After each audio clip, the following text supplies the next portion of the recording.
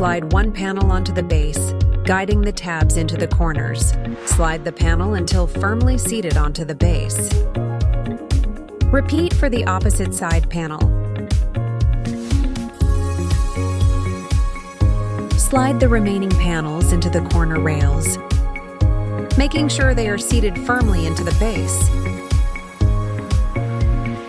Set the mirror in the bottom.